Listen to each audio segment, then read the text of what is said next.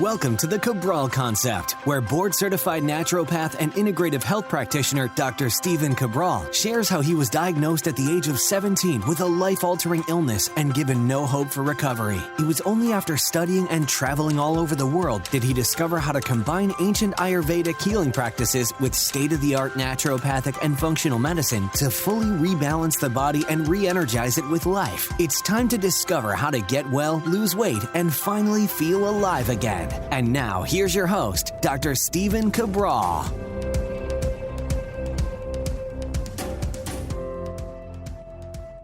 Thank you so much for joining me here today on the show. We are going to be going through the absolute best ways to boost growth hormone naturally. So it's something called HGH, or human growth hormone, sometimes growth hormone, or sometimes the factor called insulin growth factor 1, or insulin-like growth factor 1, IGF-1. So you'll see it written in a lot of different ways. We're essentially talking about these same synergies that it provides to the human body. So you might say to yourself, well, growth hormone can be good, it can be bad, right? And I would say to you, that is correct. Anything that you can have some of and it be a good thing, if you have too much, it's a bad thing. Now, the main reasons, though, we sometimes have too much IGF-1 would be anabolic steroid use, sometimes too much meat consumption. It's one of the reasons. And again, I'm not saying anything negative about meat. I'm saying it's the total consumption. And sometimes people do go overboard on that as well. But when we think about having too little, we also know that there's massive detrimental effects to having too little growth hormone. It can affect children. It can affect adults and I would say elderly as well. And the reason is that as your growth hormone begins to decline with age, you can see a rapid deterioration of the human body, and that is not what we want. So what we want is always a sweet spot, right? The goal is always to achieve equilibrium. It's about balance. It's not having too much, and it's not having too little. Too much can lead to cancer and other issues. Too little can lead to a rapid, as I said, deterioration of this human body, because it is growth hormone that enables us to repair our body. So if you're looking to repair after a workout, after any stressor, believe it or not, cold therapy is a stressor, sauna is a stressor, weight training is a stressor, a boot camp is a stressor, right? Any of these things are stressors in the body. It doesn't mean that they're bad, but you do need to make sure that you're taking in adequate nutrition and you're boosting your growth hormone in order to be able to repair the body. So really important in terms of the overall muscles of the body, important in overall endurance, but it's also important in terms of our overall appearance and skin and hair. So your hair, skin, nails all need HGH, or growth hormone, in order to be able to turn over, recover, and start to look even more youthful. It's why some people look like they can actually age backwards, meaning like maybe they weren't taking care of themselves for a few years. Things started to go a little bit south in terms of their overall energy and their overall endurance and their muscle tone and everything to do with their body. Then all of a sudden they started taking care of themselves. They got in adequate fruits and vegetables, got in adequate protein, and they started to then transform their body, not just from the outside, but the inside as well. But today's not just about nutrition. I actually want to give you many different tips along with nutrition, yes, that can boost growth hormone naturally. And here's the nice thing, that you're really not going to be able to overdo it when you boost it naturally, because your body knows. Your body is a natural governor that stops it from ever really going too high unless there's some type of exogenous, meaning like something brought into the body that would boost it. Maybe like taking growth hormone, of course, right? That would boost your levels. Taking anabolic steroids can boost your levels. We can talk about workouts, but that's far and few between.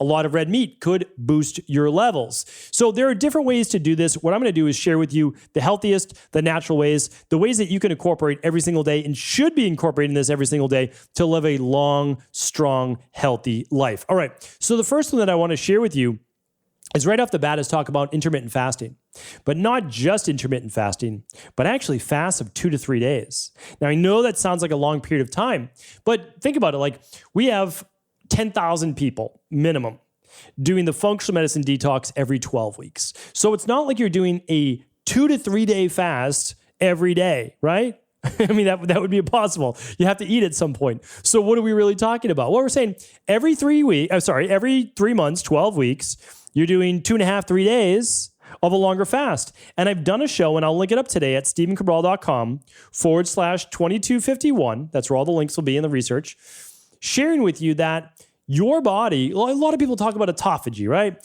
All the benefits of anti-cancer, autophagy, and all these amazing things that it does for both the body and brain. Okay, what people don't often talk about is that you don't really get into deep autophagy until at least 36 to 48 hours.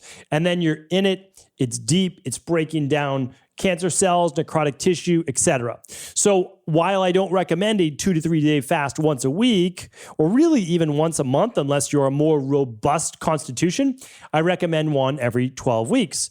And growth hormone's been shown to be increased over 300%, like literally, meaning like when you test your lab levels with that longer fast. So here's another stat that I want to give you though, is that you can actually improve growth hormone on a daily basis with a 12 to 16 hour fast. So as your body says, whoa, where'd the food go? Okay, we better shift gears here. It can start to increase growth hormone. You will see a negative effect as the body becomes more catabolic and breaks down. So you don't want to overdo this. Again, like anything, achieving equilibrium. So really, really important. Another factor that I want to add in here though, is you're going to get the biggest benefits in growth hormone by stopping eating earlier at night, not extending it into the morning hours. I mentioned this a few times now. I'm going to be doing a longevity-based course this fall. But I'll tell you right now, one of the big things that I've seen, it almost beats out everything else. The more hours you fast before going to bed, the better. I mean, in almost every regard. If you want to talk about body temperature, deep sleep, REM, HRV, what else is a huge marker for it? Breath rate, body temperature, growth hormone, I'm telling you right now, if you eat an hour or two before bed, massive difference between if you stop eating 3 to 4 hours before bed. It's massive. My best numbers are the nights where I skip dinner or I have something very light meal.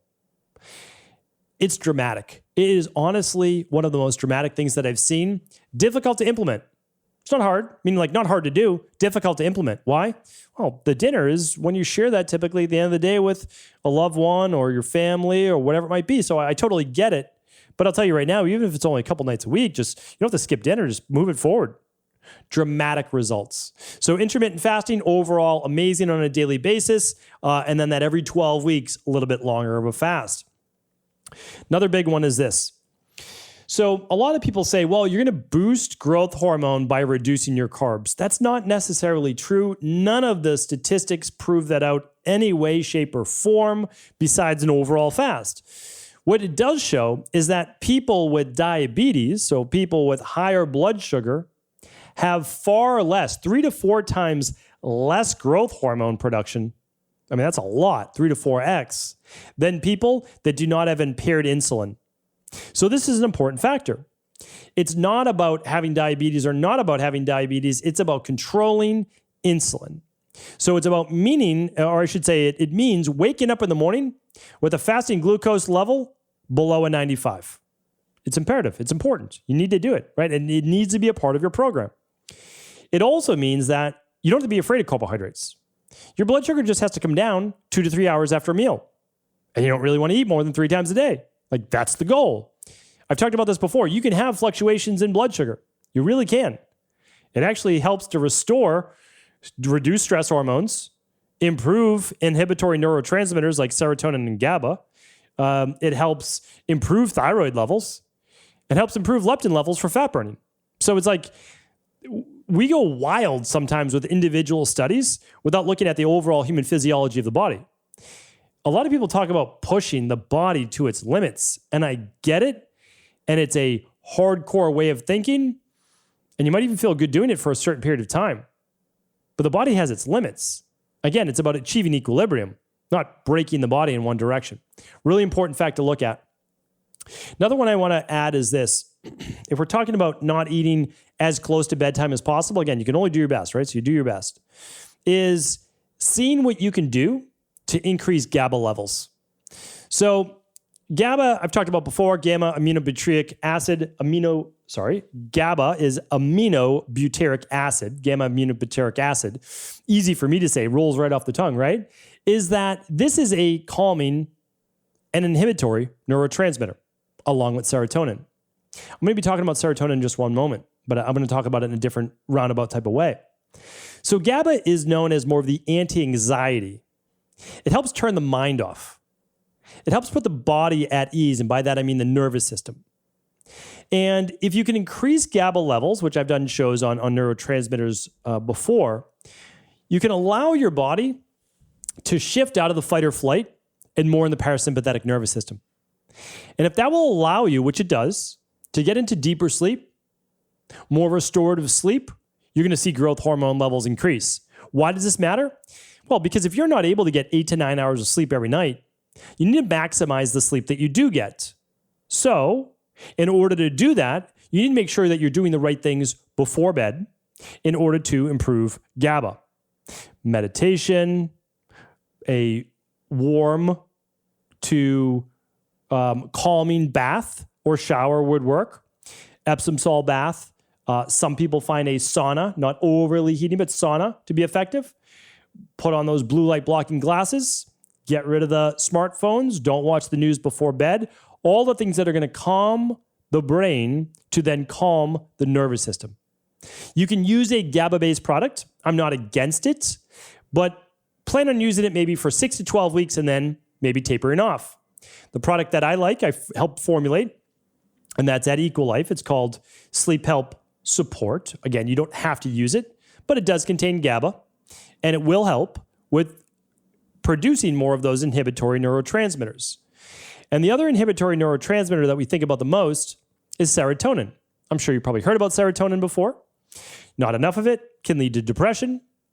But what's often looked at in terms of the neurotransmitter serotonin, known as the happy, feel-good neurotransmitter, is that it's a precursor to melatonin. Why is this important? Because those people with the best production of melatonin typically get into more deeper restorative sleep and increase their levels of growth hormone naturally. Now, you keep hearing me talk about sleep so much, right? And shifting off the fight or flight. Well, that is when we're producing a lot of this growth hormone, right? That's a lot of times when we're repairing. We're not repairing necessarily when we're in the gym, when we are exercising, when we're under stress. We're doing it overnight. And that's why it's so crucial to turn the body and the brain off from 7 at night to 7 in the morning. There has to be half the day for go, half the day for off, right? And hopefully you can break up that it's not all stress all day long from 7 a.m. to 7 p.m. But certainly it's something that you want to look at. It really is you have to be able to turn off that nervous system. If not, you burn yourself out at just such a young age. And again, I know that because it happened to me at 17. I don't want it to happen to you maybe in your 30s, 40s, or 50s, whatever it might be. So what I recommend is this. Again, for just a period of time, you might do something like our sleep help protocol or ultimate sleep help protocol. It's going to give you a little melatonin. It's a non-groggy form. It's a liquid-based form. And what you want to do is the lowest possible dose that gets you the best results. That's always the goal with supplements, not the maximum dose, the lowest possible dose that gets you the maximum results possible. We found in our practice that's typically between 1 milligram and 5 milligrams. And guess what? That's what lines up exactly with the research because you're not doing these mega doses of 10 milligrams or 20 milligrams. Now, is there a time and place for 10 milligrams to 20 milligrams? Sure. Your body's under stress. You're having difficulty sleeping at all. You got some type of viral illness. Oh, there's a time and place, but you're only using that for a couple weeks. That's it. And then you're tapering down. Well, it's the same here. Maybe use this for 6 to 12 weeks. And then you can decide to taper down or just use a small dose, right? A little micro dose. Maybe it's 1 milligram to 2.5 milligrams each night. It's maybe 10% of what the body will produce on its own, but it gives you maybe just enough to be able to get that body out of the fight or flight, to be able to knock down cortisol levels and get you in that deeper restorative sleep. These are a few things that you can do on the recovery side, and I've kind of woven in and around it. But actually, exercise and weight training during the day can help you later produce more growth hormone the rest of the day.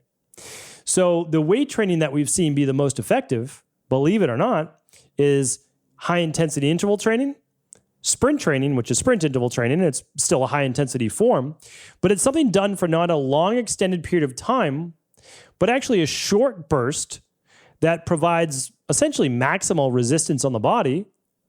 And then there's a period of rest. And you repeat that a couple times. So again, that can look like a weight training routine, or it can look like sprints after your workout. A lot of people, and we'll be debuting this in our new app in about a month from now, will do a weight training workout, and that might be 20 minutes, might be 30 minutes maximum. But what they can do afterwards is choose to do 3 to 5 sprints. Not a million sprints, right? If a little is good, then a whole lot must be better. Well, that's not the case. 3 to 5 20-40 sprints, so 30-90 sprints. And you can do that after your workout. It takes you a whole 5 minutes to 10 minutes.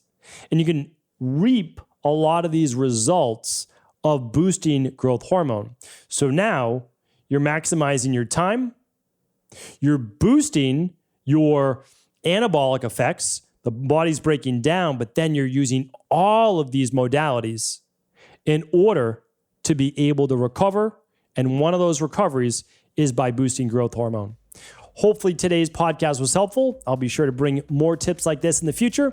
Let me know what you thought in the comments. And of course, if this was helpful, please do feel free to share this with anyone you believe it could serve. Are you ready to heal yourself and then go on to heal others? If so, the Integrative Health Practitioner Institute can help you discover proven functional medicine protocols that blend the best of 7 different healing disciplines from around the world. I personally share with you the exact handouts and protocols I use in my private practice that enable people to get well, lose the weight, and live longer, stronger. I want to pass this information on to the next generation of health coaches, and that is exactly why I created IHP. We are the future of the health coaching industry, and the skills and knowledge you will learn will make you an in-demand certified health coach anywhere in the world. Although we have many medical professionals taking the IHP certifications, no experience is necessary, and half our members have no previous health certifications. At the Integrative Health Practitioner Institute, our motto is a health coach in every home. Our goal is that you take this knowledge and then share it with family, friends, loved ones, your community, or in a practice where you create a career you love and can be proud of. The global IHP community is filled with some of the most kind and caring people in the world, and we can't wait to welcome you into our world soon. For more information or to set up a discovery call with one of our IHP Health Coach graduates, simply head over to integrativehealthpractitioner.org.